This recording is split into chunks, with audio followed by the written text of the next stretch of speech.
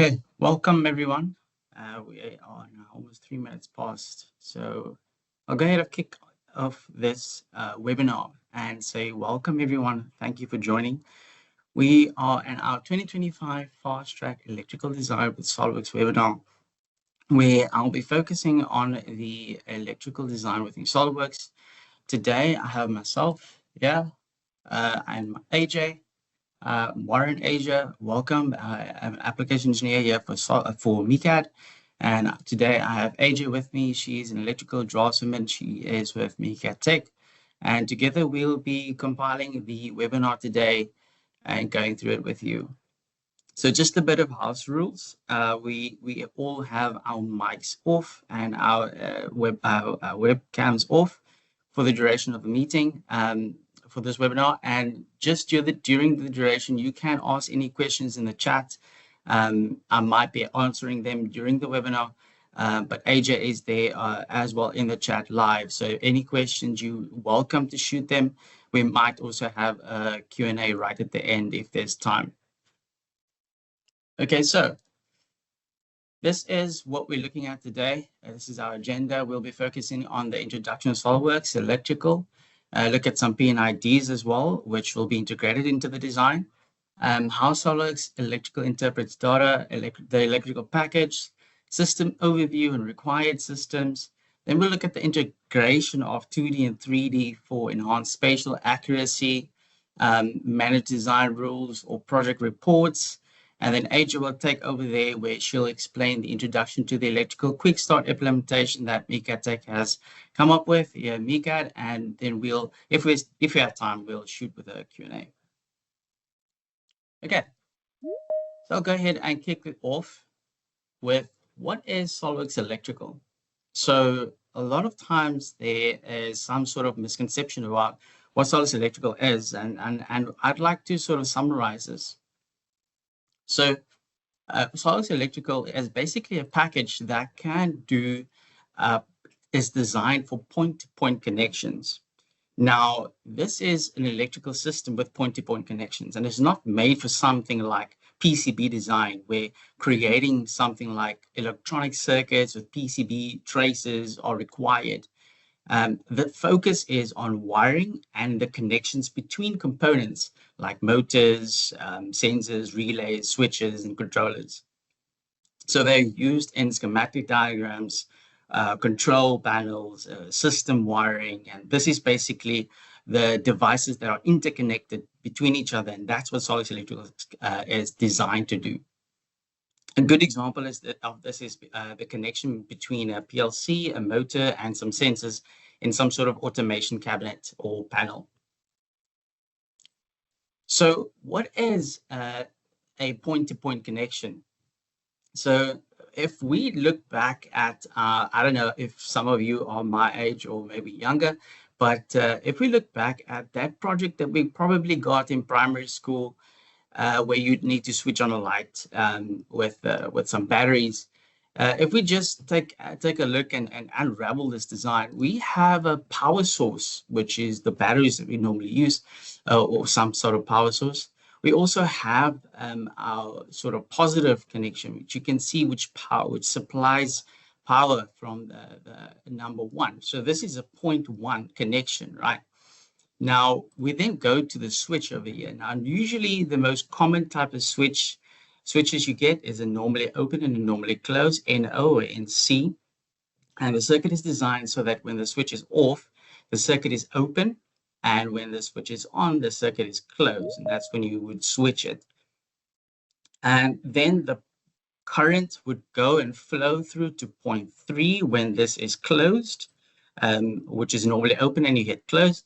Then you'd go on to 0.4, which is the load. And this load is a device that consumes electrical energy to perform work, such as light or heat or motion.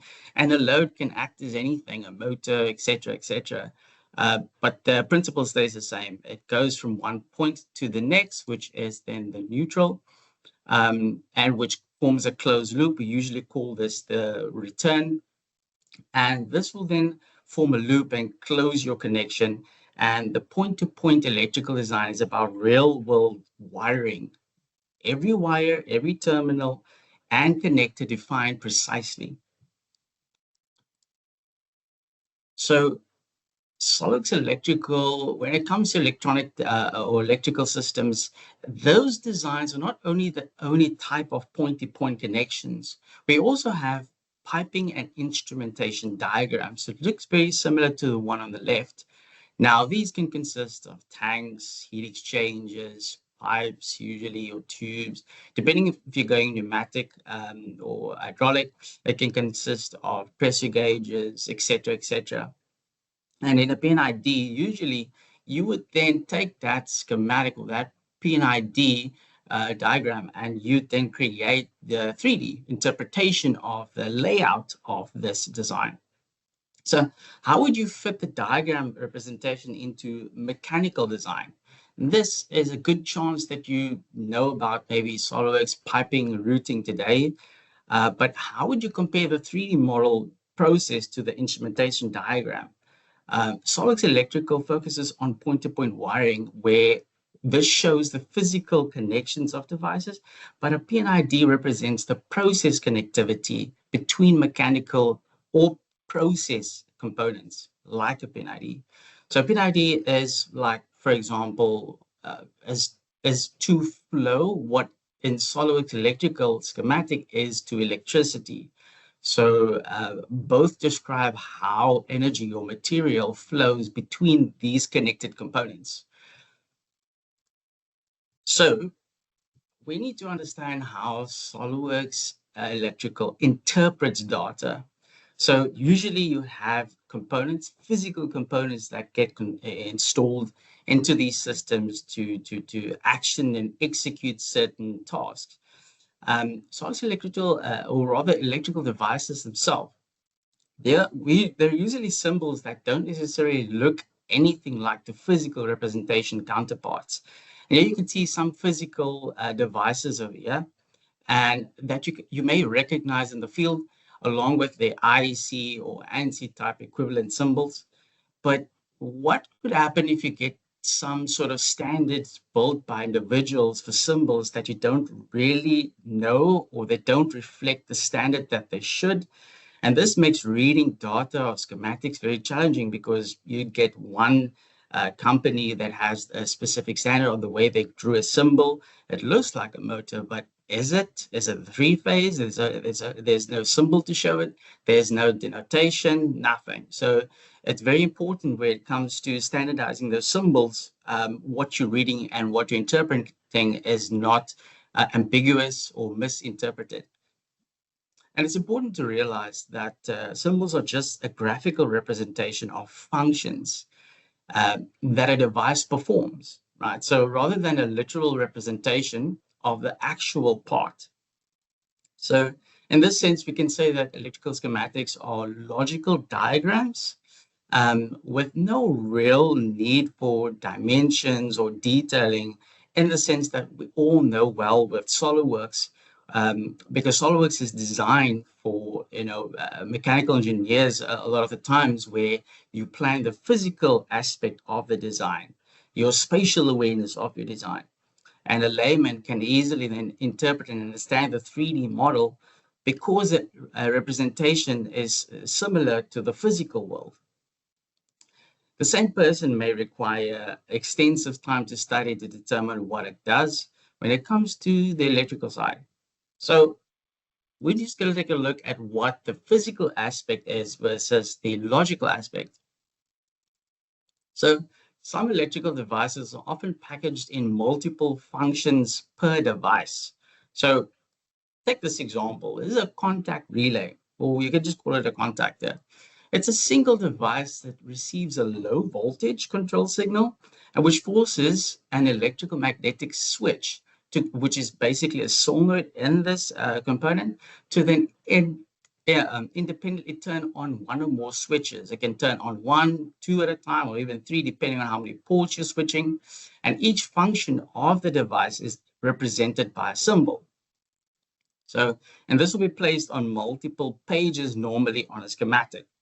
So this is what the interpretation of that contactor would look like in a schematic environment. Very often, pages are designed by other users. Normally, we're working in a multi-user environment. For example, on the left, you can see the solenoid or the coil over there, which is that relay. It's represented by that circle over there. This forces a low voltage contact to close and then keep the circuit powered on after the push button, even if after the push button is released. And on the right there, these are the three power contacts. They supply one phase of high power to each of the separate power inputs of the motor. And this is represented by that M symbol over there, that motor. So the point with the detail is to help illustrate this, that electrical designs often need to be collaborated in a multi-user environment, and some components share different circuits within one component. And sometimes those will need to be placed on different, what would you call that, different drawings or schematics as well. So what does this mean? So in SOLIDWORKS Electrical, it's a multifaceted package is the best term I can use for this. So when it comes to a package like this, if we focus on the schematic side can make use of line diagrams, mixed schemes, PLC design, cable design, and also include flat harness drawings. With the panel layout, you can use and create cabinet design layouts, ducts and rails, component footprint ballooning, and with the 3D integration, which is the SOLIDWORKS Electrical, now we're going into the professional package, you can go ahead and use the component association between your 2D and 3D and use all features like auto routing to route these components. Use ECAD and MCAD links, and use ECAD live updates and MCAD modifications. When it comes to reporting, you can use the BOM or BOQs. So you're not limited to just the bill of materials. You can, for example, customize those reports to spit out maybe a BOQ, or you're looking to sort of only have your BOMs generated per manufacturer, or even in the same column include quantity. Wire lengths can be included even in the same sort of report or separated, and you can also customize them quite well. And DRC is just a design checker, which we can check designs, or for example, if there are certain points or connection points that aren't linked properly, or they share the same name but they shouldn't. This checker can sort of identify and highlight to you where those things could be going wrong. So for those who've listened, we are going to find out. AJ, could you please bring up the first poll question for us?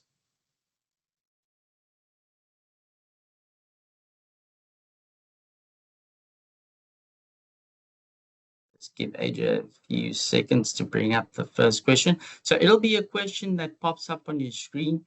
We just like to ask you a couple of questions based on what was represented now so far, and see who has been paying attention.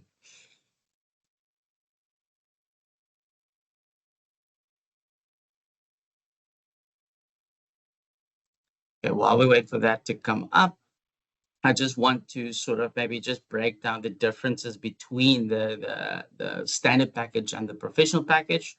The standard package of SOLIDWORKS Electrical can do everything on the schematics that you see there on the left, all the way to the panel layout on the right, ballooning included. It does not include the 3D integration because it only focuses on the electrical schematic package. It does, though, include the reporting, whereas the SOLIDWORKS Electrical professional package would include things like your 3D integration that can link between the associated components to route automatically. And ECAD and MCAD teams don't need to work in silos. They can go ahead and work collaboratively by adding components from one end to the other and make changes at that update live. Ajo, are you able to bring up the questions? First question. Yes. Yes, I've Awesome. sent it through. Okay, awesome. I didn't see that. Do we have a reply? What's it looking like? Yes. It is possible to share components and tag data across both environments. Awesome. Awesome.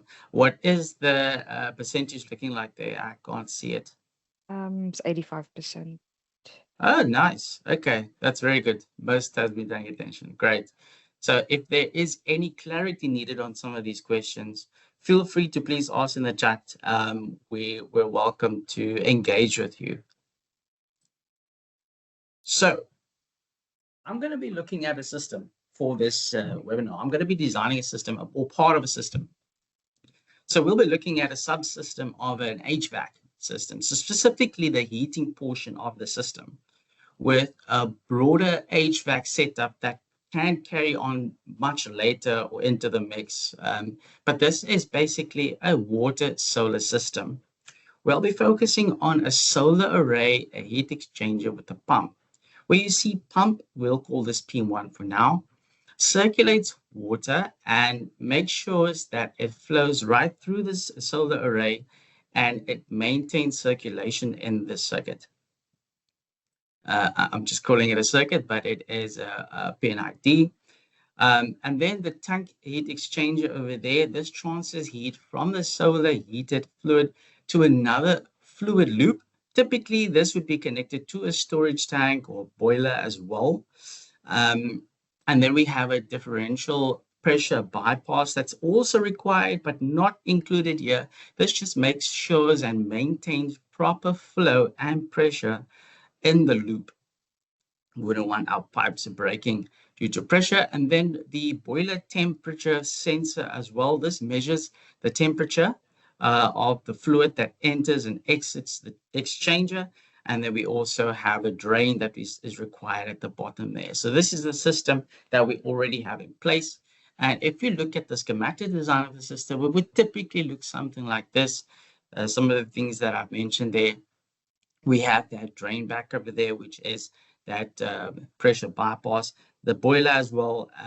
Just adding obviously some valves for draining and also just to connect onto our subsystem that we will be creating.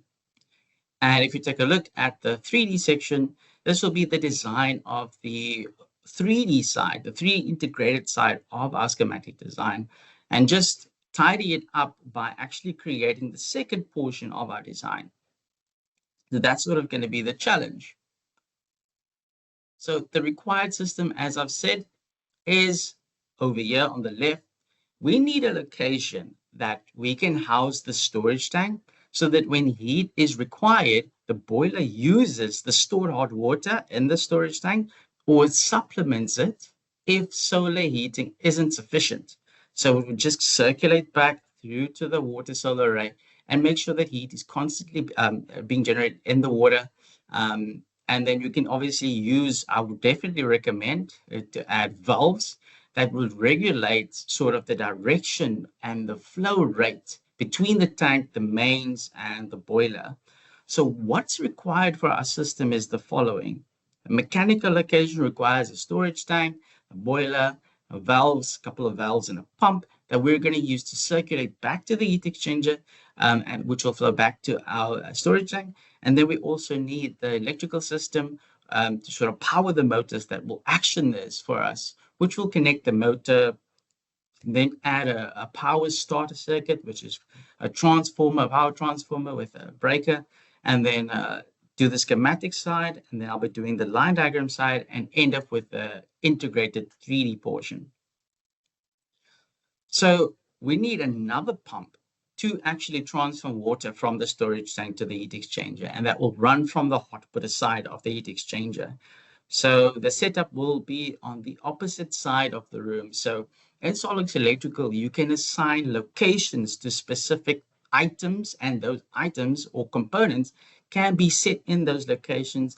And when you do the 3D integration, they speak to one another, location to location. So before I kick this off, we're going to go on to the second question, just to see if everyone is still awake. I have mentioned this. None of the questions that I'm asking here has not been spoken about already. So, AJ, could you bring up question number 2? This is on the electrical question. So we'll just see if you guys have been paying attention there as well.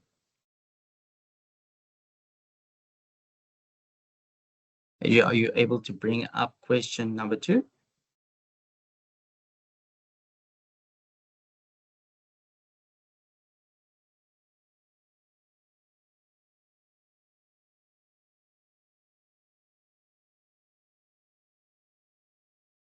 Is my screen still sharing, AJ? Your screen's not sharing anymore. Oh, okay. Thank you for letting me know. Okay, it should be sharing now. I don't know how that disabled. Okay, so I see the second question here.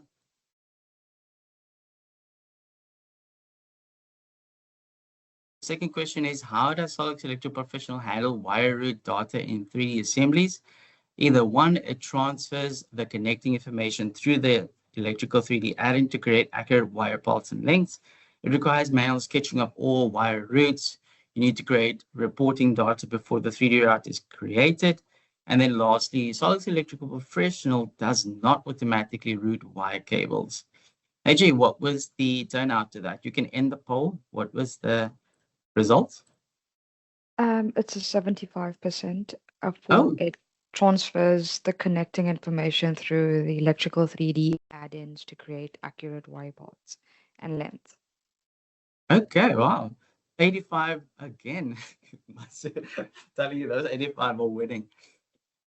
Okay, so I'm going to go ahead and kickstart and go into the application and start the design. So I've seen someone just joined the webinar now. Welcome. It's okay that you're late. You're 25 minutes late, but it's okay. We are approaching the design aspect of our required system here. So over here, I'm going to talk about the new application for SOLIDWORKS Electrical, and it's called SOLIDWORKS Electrical Schematic Professional Augmented. Yes, it is a mouthful. However, this is just you can think of this application as the same standard application that's a standalone installation in your on your machine. However, it has the ability to connect to your tenant, so your 3D experience platform. And just recently, this product has gone through a name change where the augmented, which will go live very soon, will be included in the name of this product, and it won't be the 3D experience name.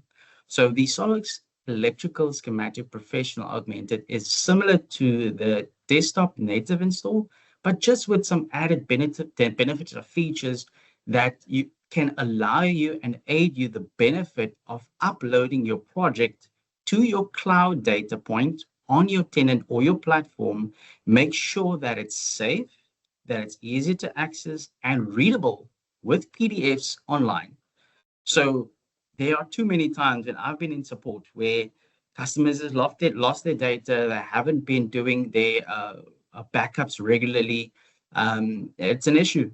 So this is one way that I've done now so far. And a lot of the times I'll be using this program.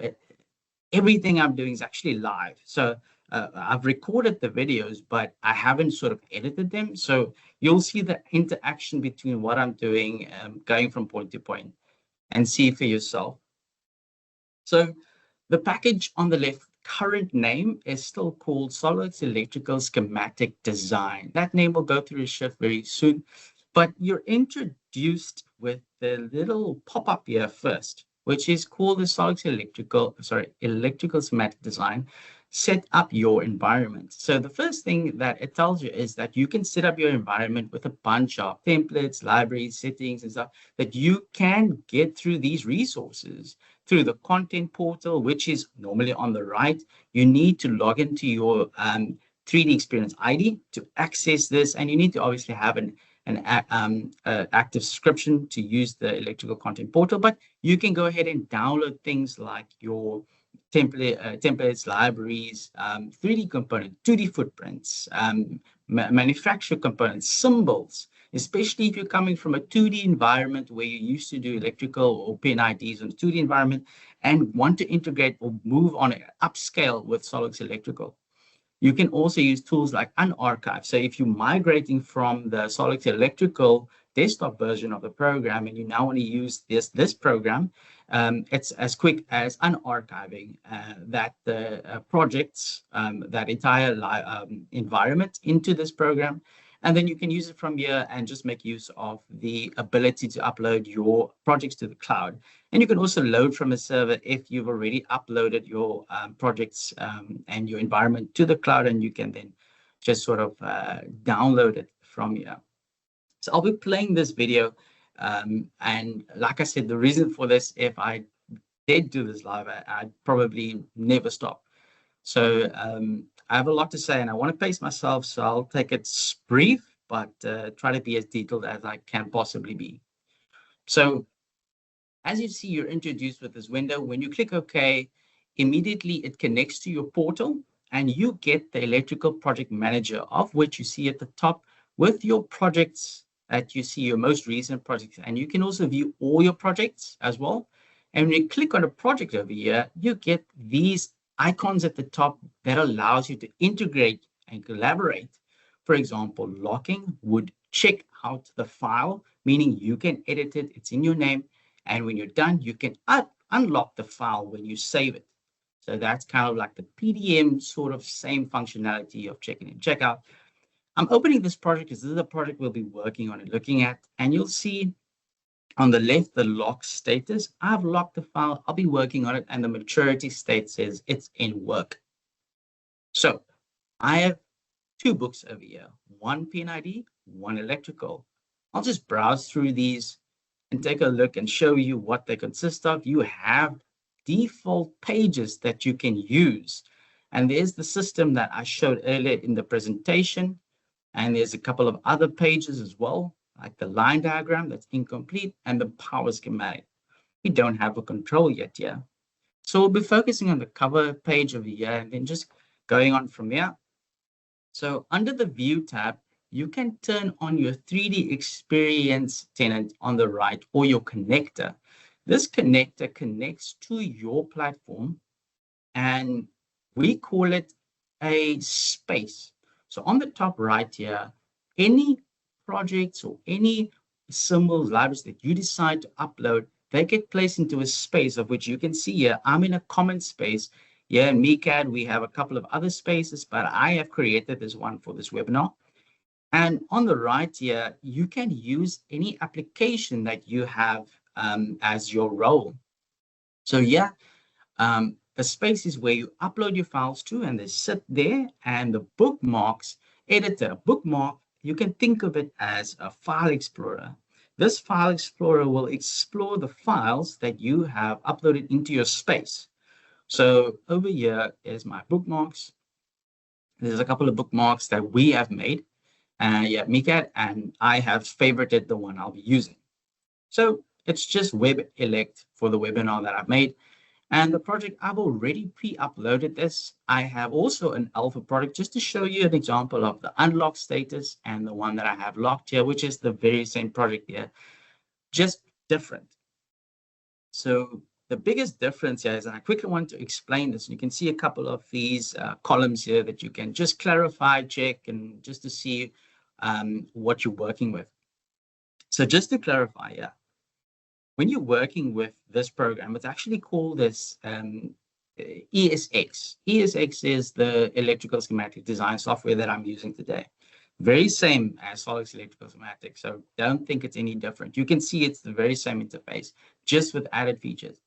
The biggest difference with this software package is that when you install it, it uses SQLite and not SQL Express. SQL Express Lite, which is a smaller version install. It still runs with the SQL language to transfer data and communicate that data in SQL language. But the difference is The platform is what manages the data. So you can upload your files to the cloud, revise it, change the maturity, and so on, and work in a collaborative environment with multi-users, but still take advantage of a local installation that uses SQLite to transfer data packets using the SQL data. So I'll be moving on to the next sort of part of the design, which is the P&ID section. So in SOLIDWORKS Electrical, I'll be looking at the P&ID section now. Yeah, just want to make sure this plays. But over here, I'm just closing all my pages that I have opened, and it's as quick as going to Windows, close all, similar to SOLIDWORKS. On here is the P&ID, and I want to focus on the section on the right here. So first of all, I said we need that storage tank, and you can use a symbol or a black box. This will cut wires where they terminate on a black box. Now, a black box could be used to supplement some symbol that you don't necessarily have in your system, but still describes the connection points. And these are called attributes. And so I'm just checking here which attributes do I actually want to show on this schematic, and click and drag, and that completes this black box. I'll make sure that I'm placing it in the mechanical room because I have preset sort of rooms and locations here, denoted with Y over there for the root. And you can see how that increments to Y2 because there's already a Y1 in the system, which is the heat exchanger. And I'll just add this to be the description for storage tank. Great. Now over here, we need to work with the next portion, which is the lines. So in SOLIDWORKS Electrical, you have these wire styles manager. I'll just pause here quickly. So in this wire style management, you can create your own wire styles. And a wire style includes the data of a wire. And those can include things like the wire section or gauge or color when you draw them, or even their potential, or what the tag would be based on when you number it. So making numbering and tagging very easy when you just click on add new wires. It numbers based on whatever you have made in this wire style manager. But in this environment, we don't just work with SOLIDWORKS Electrical as an electrical focused package, but like I said, it's multifaceted, and P&IDs work perfectly for the system. You'll see there's a bunch of groups on the left there called the electrical group there. We have the hydraulic and pneumatic, and then piping is what I've made here. So there's a return, and there is the working line, which is this blue one over here. Now in here, you can see that this pipe is a section of gauge. On the section of gauge, it is a 2-inch. So there's a 2-inch pipe size I'm working with. And if you're working with more than one size, you would make more than one line, like I have the PI work. So I am only working with a 2-inch pipe over here. You can customize the formulas also for your potential or wire formula, so that when you tag it, they get named whatever you want based on a formula. And those formulas are vast different variables. So I won't go into that. Over here, we are just drawing our wire over here. Sorry, pipe. I should get used to that. So we're drawing our pipe over here. And this is going from that valve 4 into the storage tank Y2. We're drawing another pipe over here, which will be connected. And you can see this connects easily by, if I click and then right click, it connects with that little pink dot. Where that pink dot is coming from is on the graphics tab of the configuration. You can pick the color, that what happens with the color when it's connected, if it's displayed, if it should be only displayed when connected only. You can control those settings in your application. And then I'll just draw another pipe over here, which will go, I'm planning for this to go to the boiler and connect the storage tank to this pipe over here. I'll be looking to add some symbols over here. I want to add a valve. I could just also add some valves by a copy and paste, or I could use the palette, which is coming from this palette over here, the symbols palette. And I can search for anything I want here. So for example, I'm looking for valves. So I can look through my list of PNID symbols for schematics. You can make your own even. Like you can make your own little group. You can call it valves. You make a group for pipes. You can make a group for motors or pumps. Over here, I'm using a valve over here. It's that hand-operated valve, ball valve, and you can rotate the symbol before insertion. Yeah, I'm just choosing the location, making sure it's in the mechanical room. And if I go and increment this up and down, do you see how it skips number 4? That's because 4 is already, the 4 component is already in the system. So it won't duplicate and make you buy more than what you need for a project. Over here, I'll just add another valve, which is the one that will regulate and the between the two, or this one going to the mains on the left there. I'll also add another valve over here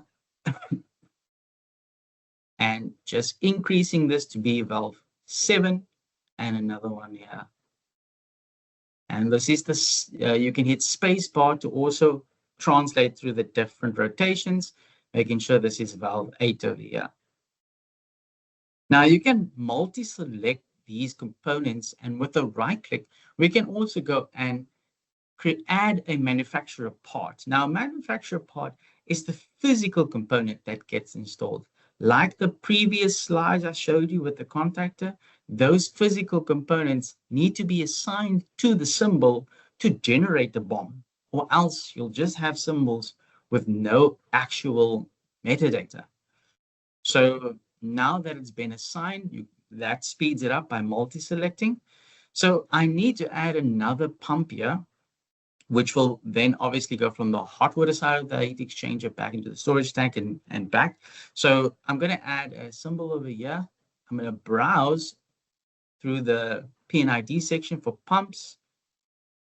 The pump I'm looking for is the symbol over here. You can double click it from the library. And if I place it down here, I can go ahead and make sure that the locations are correct. P2 is automatically selected. And over here is the manufacturer part you can add on the manufacturers tab of the symbol. So over here, you can also check all classes. And this brings up every single class within my library. You can see that little icon on the right of that bar is too tiny. So I have a lot of libraries already integrated. And because I'm working with the symbol that's a pump, it automatically classes the same class to be pumps. So I'm not going to get confused. I can just go and add the pump that I want, which I've pre-set up here for this demonstration. And then just make sure to give it a description, because there are certain attributes that come with symbols so that if you fill the data in, you can just populate it on the attributes over there for the description. So now we know what that means as well. So now let's say we realize that this is too close to this valve over here. We can go ahead and use features like stretch. This will stretch and move these pipes for us along the path of the storage tank, making it still intact and neat. And I can go ahead and draw the rest of my pipes, connecting my pipe to the storage tank and then connecting to my heat exchanger. And as you can see there, even if I'm a bit sloppy, it still connects and breaks the pipe at the connection of the pump. I can go ahead and copy even and paste certain valves. And you can see V3 was the one selected because V3 had an open slot. I just want V3 to be down here. And right there, I will pause. I just want to explain something over here. So as a black box, the black box takes connection points that you have connected and they terminate at those points on the connection box, on the black box. And when you hit the update black box, those connection points will be updated, and you can give those terminal points at the connection points names. You can denote it with any name that you want. And this is how IOs for PLCs can even be done in a standard program instead of a professional. So over here, you can see the black boxes. You can rename those terminals if I wanted to. I'll keep it very, very basic for this demonstration because time is a factor here. And then on the draw tab, you can go ahead and draw things like static text as well. If you wanted to, like for example, from the mains, this will be going from the mains, which doesn't represent a place in the schematic, but will explain to the person that's setting this up where this will be going to, and to the boiler, which will be another schematic. Over here, I can then go ahead and draw a location.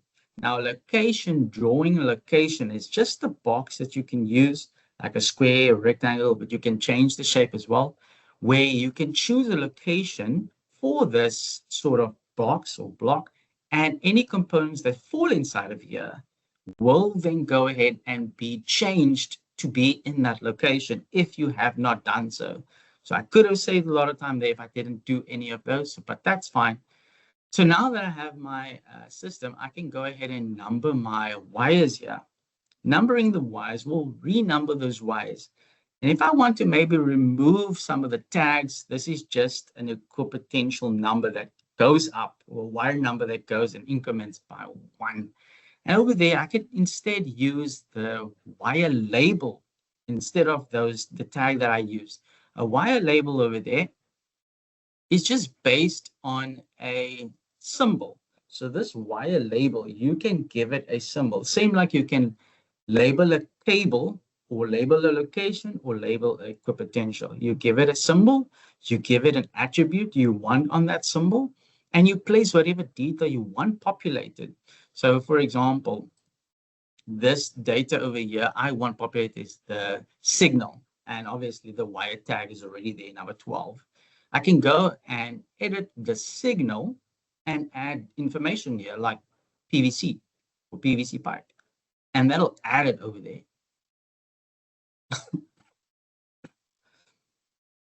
Okay, great. I can now go ahead and move on to the next part of this. I need to create another drawing over here, another schematic. The schematic here is the boiler. And I can go ahead and rename this drawing. Even though I've moved that drawing up to be number 6, I can go ahead and renumber it later. Very similar to the previous schematic, I'll draw a black box over here that describes what this is. I'll just type boiler over here. And this neatly describes what this is with a root Y to keep it consistent through my entire project. Just making sure the location is correct there. Over here, I can go ahead and draw single wires as well, where I'll use the same pipe 2-inch. And over here, I can go ahead and search or browse to insert a symbol over here. And this symbol will then be the one that is inside of this boiler room. I can confirm, and then I can also just very quickly add that same ball valve. And you can see if a previous search was on a manufacturer part from a previous symbol, it just keeps the same search. Over here, SOLIDWORKS Electrical uses things like origin destination. So this is basically a tool that acts as a link between documents or drawings that are separated. So it's still the same design, they're just on 2 different schematics or 2 different drawings or pages. And what it does is it links these 2 similar equipotentials. And how it does that is based on the information on one drawing, you can only connect the same type of wire style, making sure that you don't necessarily maybe connect something that shouldn't be connected, maybe for example a 2-inch pipe to a 4-inch. So these are also going to be numbered over here, and you can see just like in the previous schematic, I'll rather remove this old sort of looking tag and put on the wire label. And those little connection points are hyperlinked. So you can double click them and take them, and it'll take you to where it's coming from. So now it looks nice and neat, and we can move on to our next section. So before we move over to the line diagram section, or in fact, before we do the next poll, I'm going to finish the line diagram section and then do the poll. So this is the line diagram section. Line diagram is just another type of drawing that SOLIDWORKS Electrical can do. So you'll see on the top, when you open a line diagram, you also get new features other than the one that's listed for the schematic. So line diagram, you can see I have a pump here that is a part of a circuit breaker and a contactor. And this is now on the electrical side. I need to wire this up. So I'm going to go ahead and insert a symbol very similarly. This is the circuit breaker. You can see all of the components or the symbols that look different, completely different to the schematic side that has much more detail integrated for every point. So this is an overview connection, I would call the line diagram. So yeah, I'm just adding the circuit breaker, making sure it's in the closet and not floating in a room like the mechanical room. And over here, just choosing the correct breaker that I want. It's actually a copy paste from the previous, the one that's already been used, because I'm actually just repeating the same line, but just for P2. Now I can also increase or add more than one breaker here into the same symbol. I just need one for those three phases. And yeah, just make sure I'm using automatic. So when I increment, it increments correct, and CB as the root for a circuit breaker. Okay, then I'll go ahead and add the next symbol, which is the contactor. So over there, we have contact relays over there. That's the one that I'm using. We can go ahead and make sure it's in the main electrical enclosure, and then just change the root as well, keeping it consistent in my project. And right over here, go ahead and utilize the reference that I want to use for the physical component of this contactor, which I have the reference number that I've tagged and bought, maybe for example, oh, it's sitting in my storage on the floor. Okay, so now I have added that, and I can go ahead and add the pump. So this pump over here, you can also browse for the pumps here. It's part of the motors. Over there, double click to add it, and it adds it on the line diagram. I will associate it to the pump that already exists in the P&ID. What that does is it links the manufacturer part already. So I'm not adding more to the project than what I already have in the system. Remember, the P&ID section builds into the electrical system and vice versa. So the components are associated between one another, and I'm not duplicating. Okay, so yeah, I'm just adding cables. Cables also works like a little manager, like the wires styles. And yeah, in SOLIDWORKS Electrical, you can sort of create cables that you want reserved in your system. So if you are maybe you're having a system that you're using 3 or 4 cables, you can add them through sort of your downloader, through your electric content portal, or even through your already existing libraries, which is installed with SOLIDWORKS Electrical. And you can add that into the system. And what it does is it reserves it for this project. So you can see P1 is already connected. That's why it's highlighted blue, but W2 is not. So I'll reserve this for this cable. Once reserved, you can choose it to be detailedly associated with the cause on the schematic side. Could do it here as well. You could even go and change the placement of the text as well if you wanted. Quite a couple of options there. So now it's time for the next sort of question. So before I move on to the schematic design side of the electrical side, AJ, could you bring up the next question for us, please? I believe that is either electrical question or P&ID question.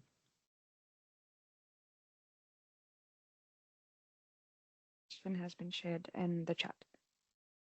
Awesome.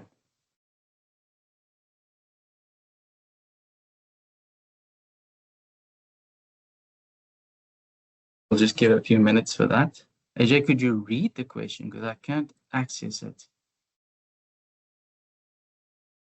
What happens when a component tag is modified in SOLIDWORks PNID schematics? There we go.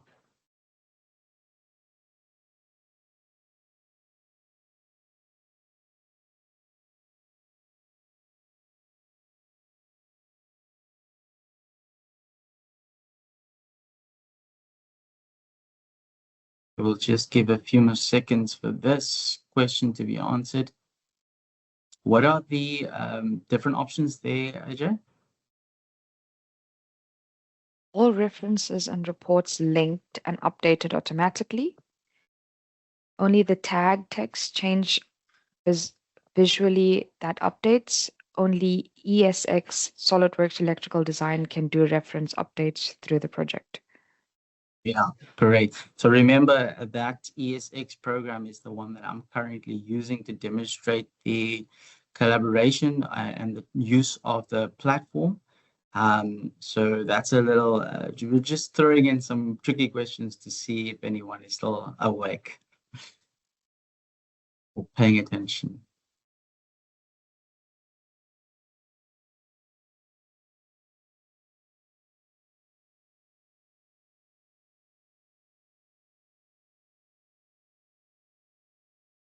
Okay, as our result, 85. 65. 65. Got it Yeah. right. Okay. Please tell us the answer.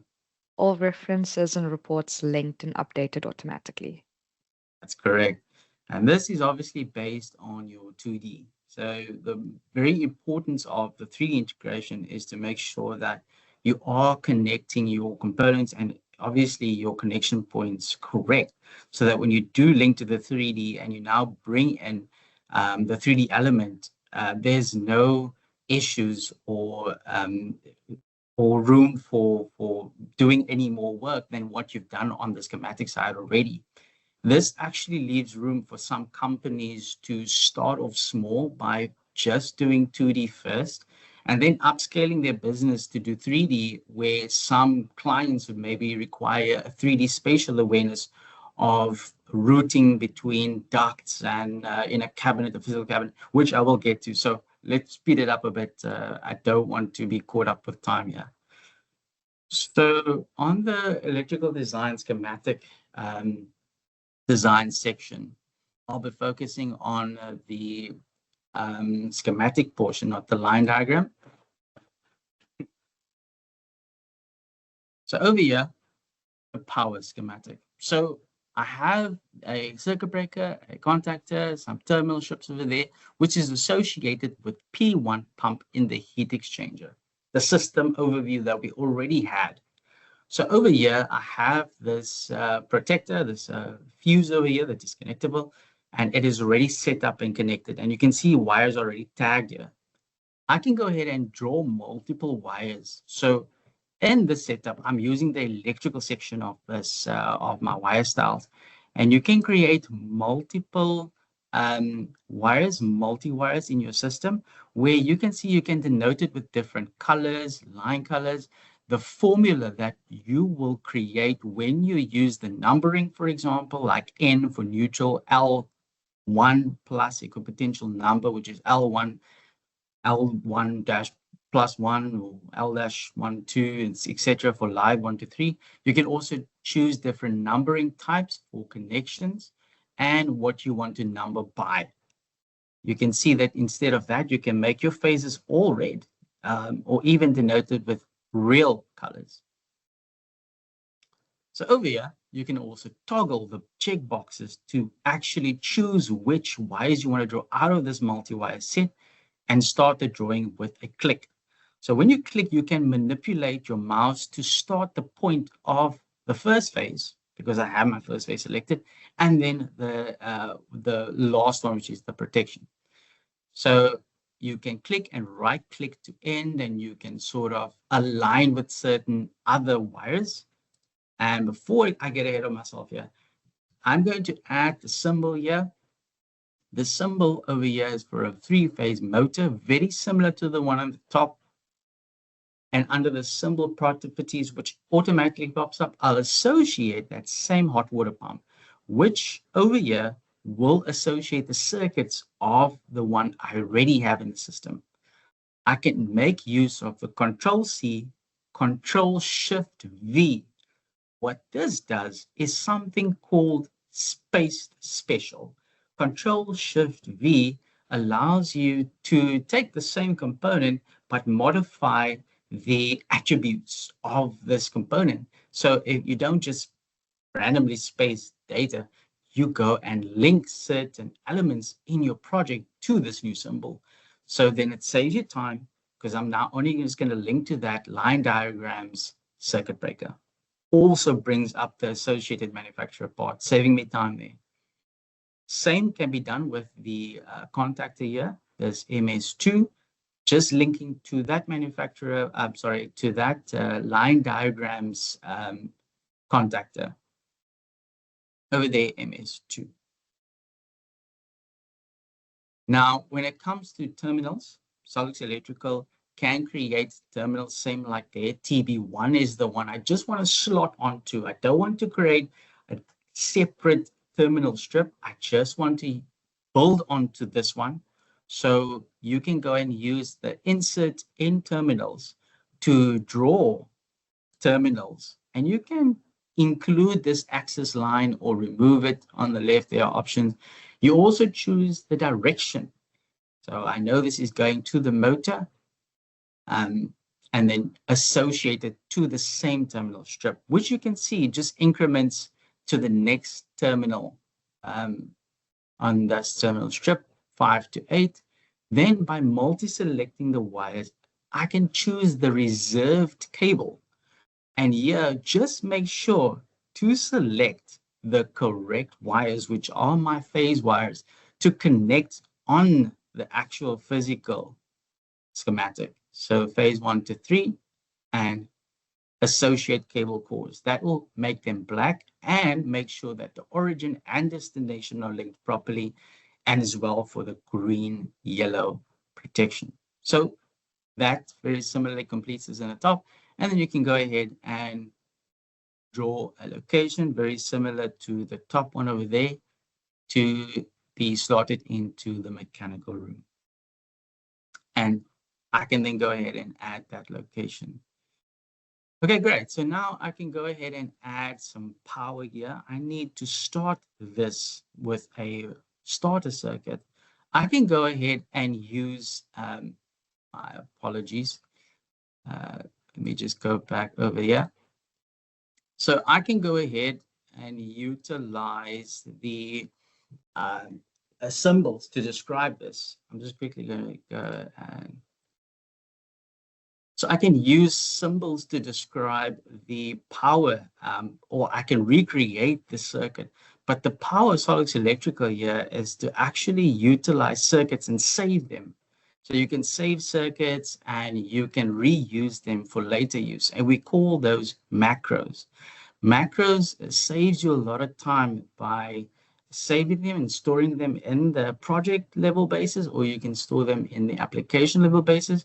You can make a macro out of a circuit. You can make a macro out of an entire drawing to reuse that same drawing for another schematic or another project, or an entire project can be saved as a macro as well, or even a book. So here I'll make use of the macro. I can go ahead and use the insert macro over there, or I can go ahead and utilize it from the view palette, which is where I've been using things the most anyway. I'm so used to SOLIDWORKS, so I'll just go ahead and use the panes on my right here. So you can look up start, and this is what I'm doing. So any names that are in the title or the description of those macros will pop up when you search, and just linking it to the neutral interface one, and I can confirm this. And just obviously there is a breaker in here. This is a power transformer and a breaker for my starter circuit.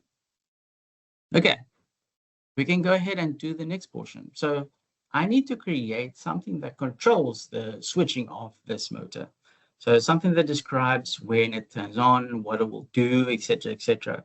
And that is the control schematic.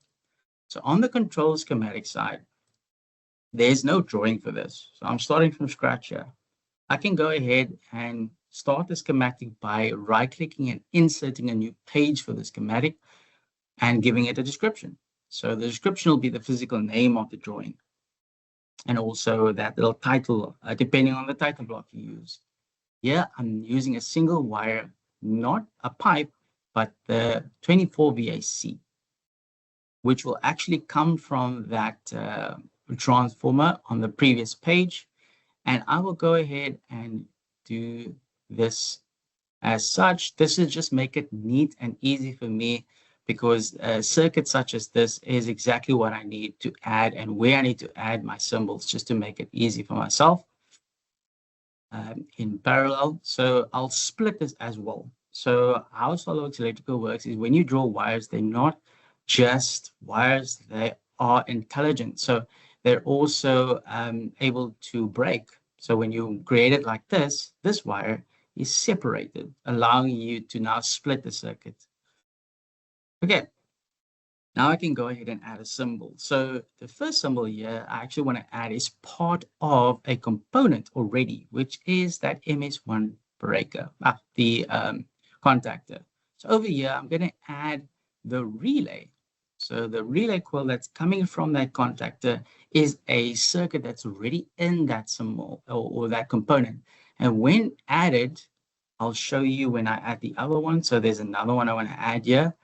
It's the switch. The contacts here is the normally open one. I add this one here. So this pulls in that same Allen Bradley because it's already connected and all the circuits here are now happy. They are actually saying that they are being utilized in the system.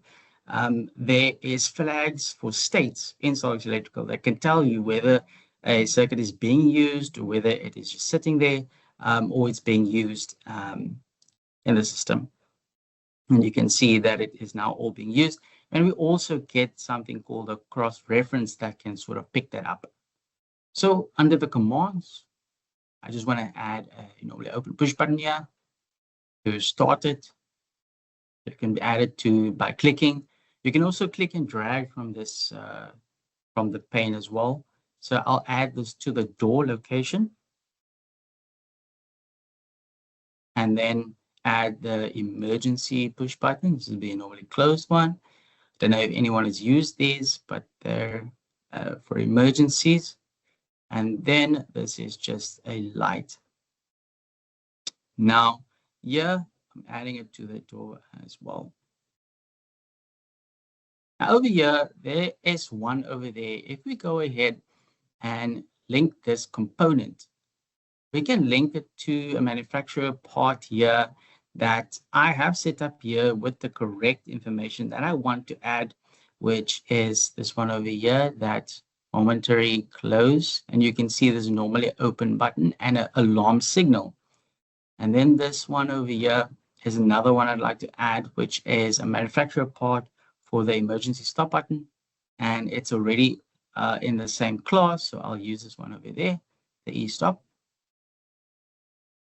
And if there are more circuits in a manufacturer part, I can associate them to the same component. So it will utilize the circuit that's available for that indicator there on the bottom left. So the normally open push button is being consumed there by S1, and I can indicate, excuse the pun, and assign the one to the light source of this one over here. And it's there. Now, we can go ahead and utilize a feature in SOLIDWORKS Electrical called replace. If you replace, you can choose to replace this wire by the equipotential. And if you do that, you can then replace this wire by a different wire style in the wire style selector, allowing it to propagate right through the equipotential very neatly. There's my cross-reference for that contactor, showing that the states are happy. And over there, we can now go ahead and add those origin destination arrows. So, like I said earlier, origin destination arrows, they work with pipes, they work with wires, and they only allow this framework of potential, the same wire style, to be linked. I cannot connect those two the neutral to the VAC. So over there, I can go back to my power, and you can see they are hyperlinked. Okay. Now it's time for the cabinet. So on the cabinet side, we are going to the 3D elements part of it. On the electrical 3D side now, we can go and set this up. So before we do, we have something called the terminal strip editor. We can associate terminal strips manufacturers to this specific component or this specific terminal strip. So I can assign and I can go and give this specific component the reference that I wanted to give. So over here, I am looking for a specific block here, the screw in terminal strips there, and just add it over there. Now making sure that when I do the 3D, the manufacturer component is linked so that the automatic routing works. I just opened that 3D model from the project. 3D models can be linked in the same project because in the project, you can link your drawings, you can link SOLIDWORKS drawings, you can link your 3D models in the same project. And from that same project, I double clicked and without any time, opened up that model over there. So in the 3D section, I've preset up this 3D model just to make time, make use of more time here. So on the when you're talking about the electrical 3D integration of this tool, you have something called an electrical manager. This manager manages the same projects that you have on the 2D side and links the 3D side. And that is what speaks to one another. And this is how two teams can communicate, two separate teams, but one unified project. And on the right here, you can see that the pages are linked and they are actually updated live. And any, what you see there in red is the documents that are opened, which is the power and the control, the very same ones. And that's why they're highlighted red, and they're also updated live. So the goal here is to associate now these components from the manufacturer's part to the 3D components, which you can see in the 3D. You can multi-select these circuit breakers and one by one associate them. And those will then associate and assign those components. You can then associate the component over here, the fuse, and then we can go ahead and do the two contactors. And this is literally selecting, right-click, associate, and associate to the 3D model. This is so when we do the automatic routing, the components know which ones to route. This is for my power transformer. And for these thermal strips here, I can go ahead and multi-select them before I click on associate or do what I'm doing now. I just did this to show that whatever component you're busy with, the rest go transparent. Just to make it easier for you. So now very quickly just add the rest over here.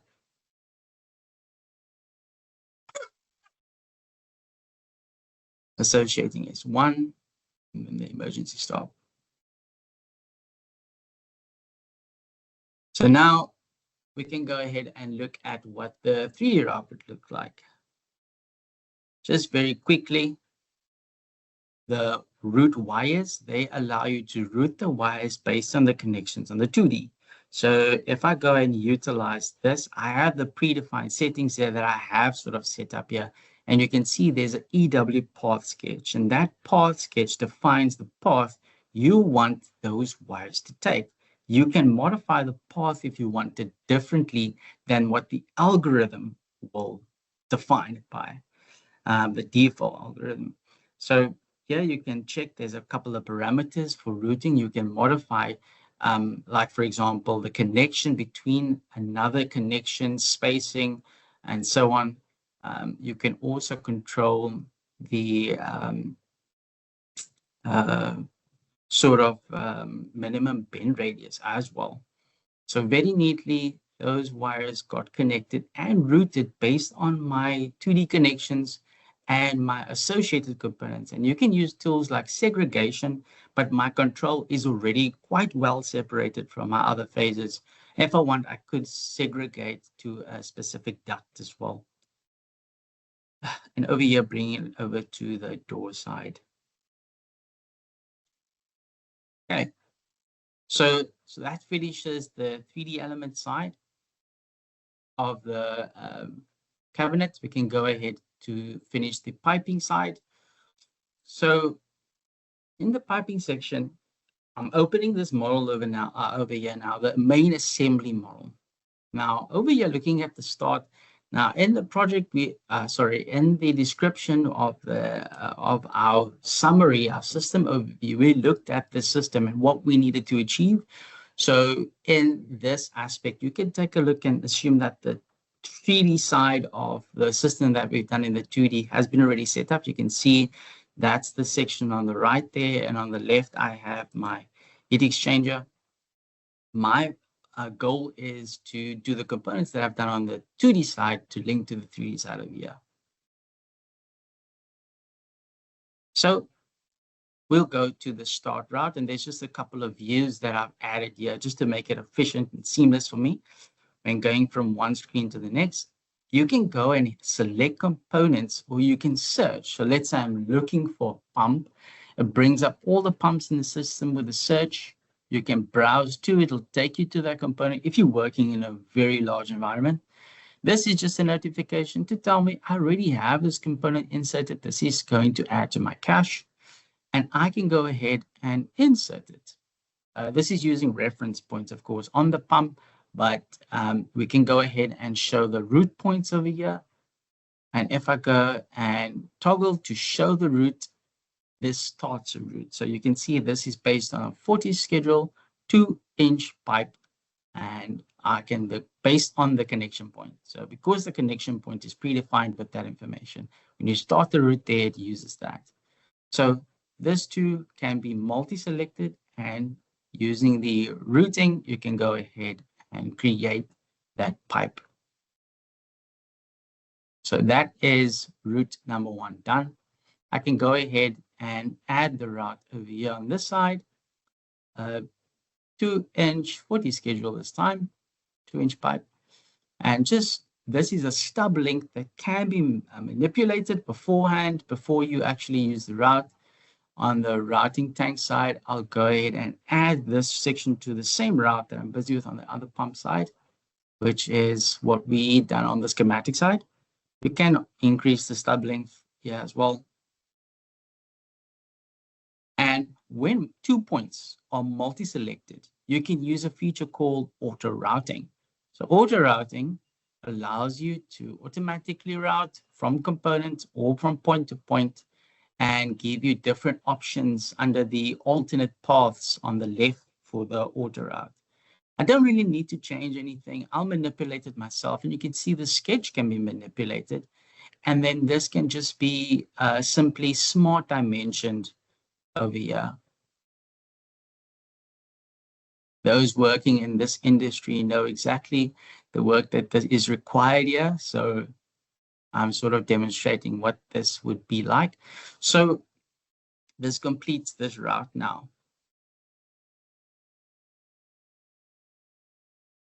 Over here, I'll go to the start route, and if I wanted to add that that valve 3, I could go and edit this assembly, or not assembly, sorry, edit the route.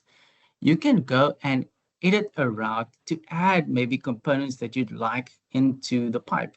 So I've actually forgot to add that valve here, and I can go ahead and insert it by right-click insert, and this component is already there, so it'll add to my cache as well. So then I'll go ahead and you can hover and it'll place it anywhere along the route. But when you put it down, it'll create a breakpoint on the pipe, allowing you to use that point to manipulate it to create a dimension. So you can also use features like change fitting alignment, right, with the right click. But I'm quite happy with how this is sitting, so that when the user goes to the specific location, it's easy to go and turn that valve on or off. I'll go ahead here to this section over here, and there's actually something I'd like to add here, and that is a maintenance valve. So as a mechanical engineer, if there is something that is required in the system that the electrical engineer did not add, you can go ahead and add those yourself by going and right-clicking and go to add and add component.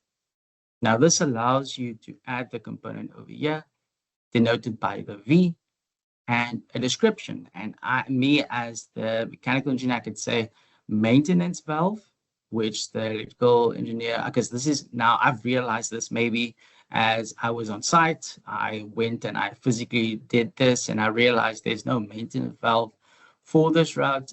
When we need to disconnect it, we can go ahead and add very similarly on the electrical side, the same interface where we add the manufacturer part with that information, where we add the symbol that will notify the electrical engineer who's doing the schematics, or even on the same person doing it. You will then immediately see that component pop up. So under your components tab, you will see that that new valve that got added to the heat exchanger, because of the location is in the heat exchanger. There's the maintenance valve, and you can just right click and go ahead and add this, insert the symbol. So I already have a symbol here, so I can go ahead and add that V10. Great.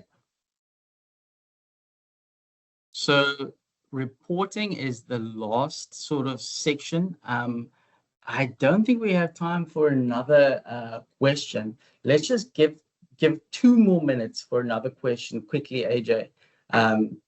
Before we get into the reporting, which I think a lot of the times is that difficulty between whether you're using something like a 2D for your electrical or your piping and tubing, piping and instrumentation diagrams versus your automatic reporting, where with a 2D you'd be doing those Excel sheets and so on. AJ, could you bring up that next question? Sure.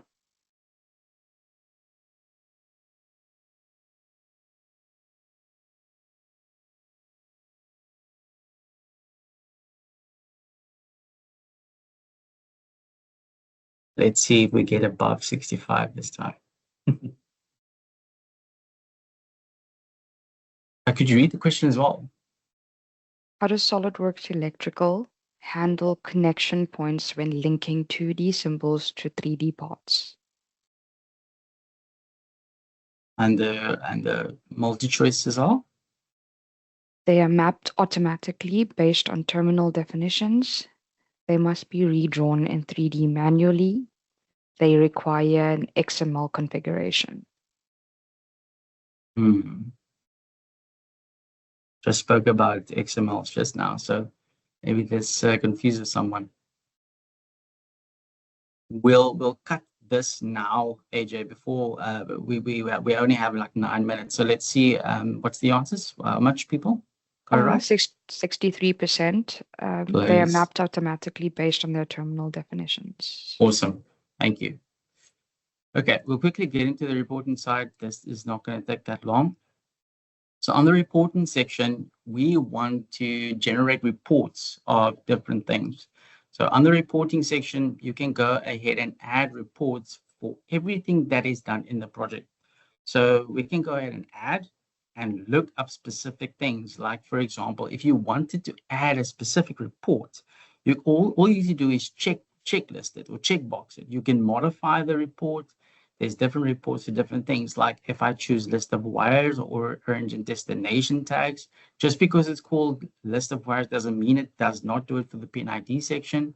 You could do for sorting by file number used by Mark for the BOM. You can list, or you can toggle a list of cables, etc., etc.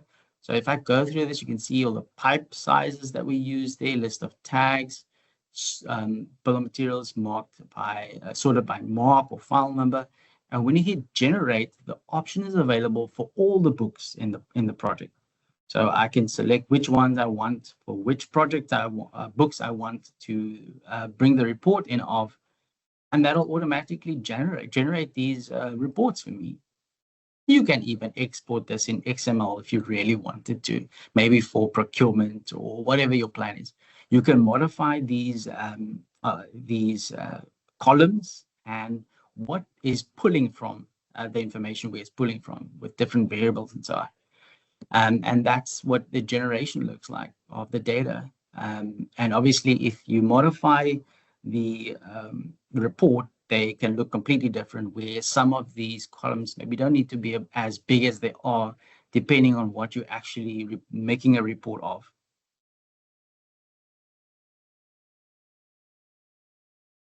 Over here, just close all of these. Another thing to really look at here is the renumbering documents. So earlier I told you that I may have 1 to 3 and then 6, 5, 7. It's all confused. You can renumber the documents per book, just like that. I've also added the control, which is a number off there. Recalculate order numbers, and that will reorder the book numbers for me. I can also do revisions. I just didn't have time for that, but you'll see my name a lot in the project here. We also have terminal strip automatic drawings based on configurations. So the default configuration of a terminal strip that I've wired up before you've seen is to generate it by a default look like this, where you have the symbols linked with their connection points of the cable that's connected to and where it's coming from, and shows if anything is bridged. Yeah, you can also change the configuration so that if you now generate it maybe to DIN horizontal, which is a different standard, you generate the report, and this will be completely different drawing for the terminal strip drawing. This can also sort of be customized. Then on the P90 side, over here, as the engineer, we want to maybe go ahead and edit this route, and then go ahead and add that valve, the one that is for the maintenance, and I can go ahead and choose to add it over here. Breaks the pipe at the connection point as well, so it allows me to go and add that length, and I maybe want it to be 350, updates it.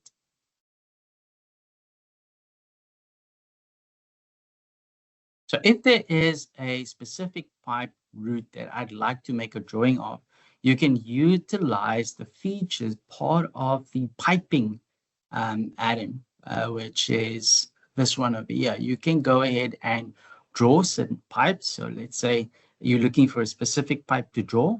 You can put it on a drawing based on templates. Now, I've already assigned some templates in my default SOLIDWORKS settings here, and that will add this pipe or this route on the drawing for me with the lengths. There's the length I've added, that 150. And because I've said yes to add the wire length, it also adds a column for the wire length. Just like a normal drawing in SOLIDWORKS, you can add any views. So like the view of the entire isometric view, maybe of the entire system, I can go ahead and add that. This default template is 1:2. So I'll just change this here. Maybe make it shaded as well, just to add some detail, and then just break the link here.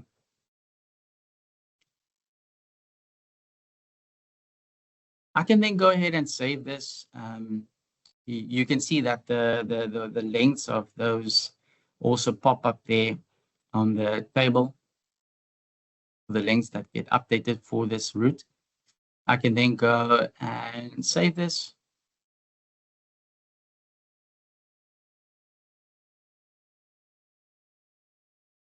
And then once saved, I can save it. I can choose a location. This is in my default location over here. Because I'm using ESX, it saves it to the cache location over there. And if I'm saving it, it uploads it to the uh, platform. So over here, I can go ahead and add any data files. I can add the specific drawing that I just did to this project in this same book. So there's that drawing for me, that SOLIDWORKS drawing that I just saved. Or I can go ahead and save this, maybe for example, as a PDF. And then I can add that PDF into the same project, making it just easier for the person to read it. I can also go and add data sheets, maybe a specific spec sheets of the motors that I'm using. You can link the file, you can embed the file into the project, or you can link the location of the shortcut. Just make sure that that shortcut, it does not move. So just to save time here, I did add this in and cut this in here because of time. Instead of doing the 3D, if you're just going 2D, you can use a 2D cabinet layout to describe the layout, where you can add cabinets as a manufacturer part, which brings in a 2D footprint that looks like that. And you can add a door panel and add the ducts, the rails, the components, how they look in a 2D footprint environment over here once connected up, all of them. So just to save time, I've sped this up, not doing the design portion of this. So now, once ready, I can go ahead to this section over here, which is the saving it.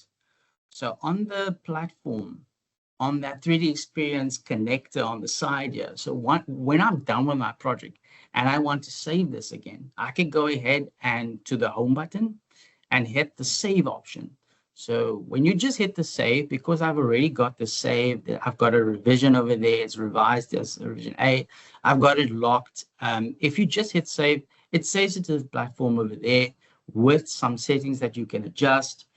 If you go with the save with options, and there the project realizes that it needs to save. So I'll just go ahead and hit the save.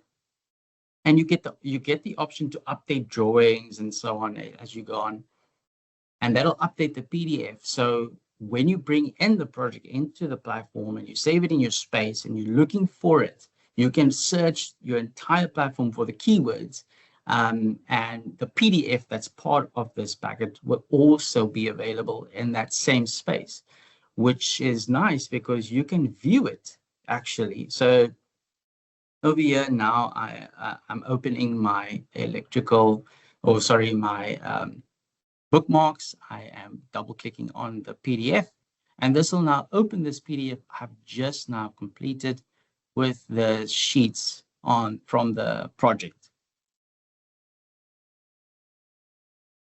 And this is in real time. This is connecting with the internet that I have to connect and upload and open this.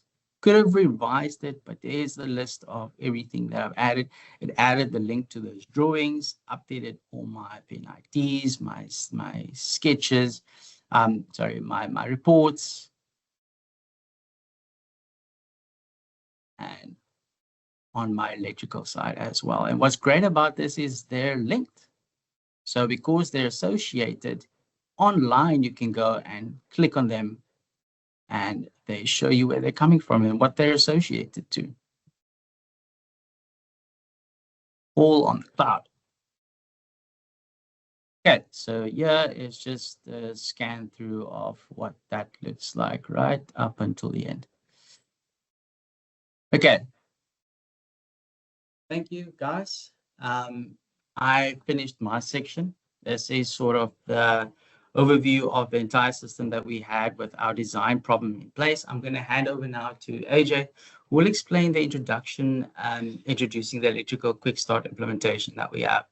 AJ, you can take it away. Hi everyone, I'm AJ Thaver, an electrical draftswoman at MeCAD Technologies. Thank you for joining us today. I'd like to take a minute to introduce the SOLIDWORKS Electrical Quick Start, our fast-track implementation program designed to get your electrical environment fully operational in just 10 business days.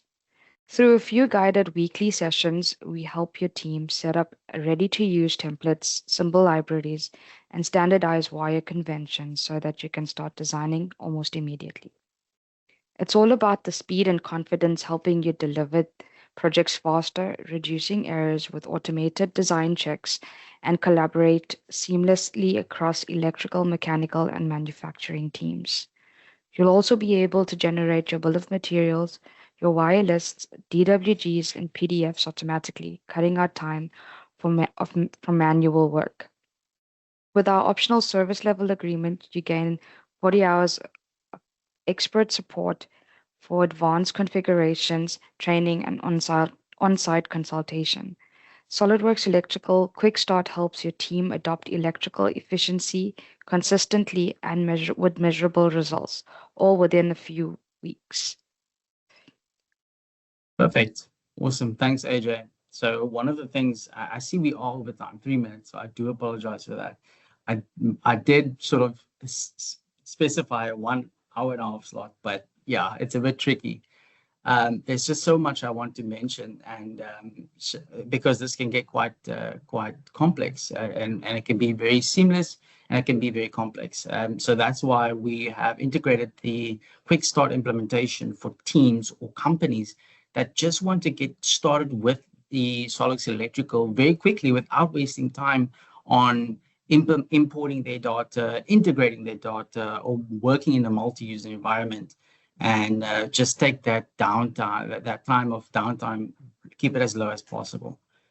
So yeah, guys, just to end this off, I have some material or resources just for you to take a look at.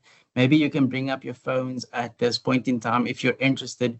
Just I've made some articles in the past about the difference between SolidWorks Electrical 3D and electrical routing. And that is the electrical 3D part of the sort of webinar that I've done today. And the electrical routing is the aspect part of the premium license, just the premium license alone, no schematic.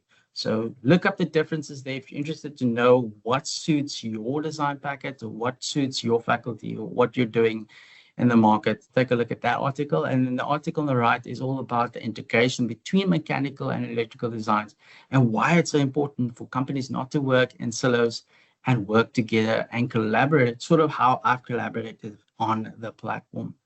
So thank you, guys. That finishes our webinar. We are 5 minutes late, but I thank everyone. Was there any questions that we can very quickly take? AJ, have you answered any questions? Do you see there's ones unanswered? No, there hasn't really been much Okay. questions. I assume that's because everyone understood it very clearly. If there is any questions at this point, you're welcome to type it in the chat now. We're going to access this recording. Okay, so we'll make the recording available to be uploaded on our YouTube page.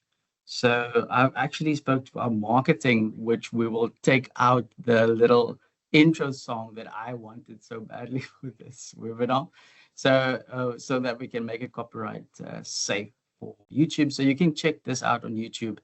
And there's a lot of actual information on the electrical partners, on the 3D swimmer communities about electrical, about implementations, about the new 3D electrical that I use today, which is actually just 2 months old.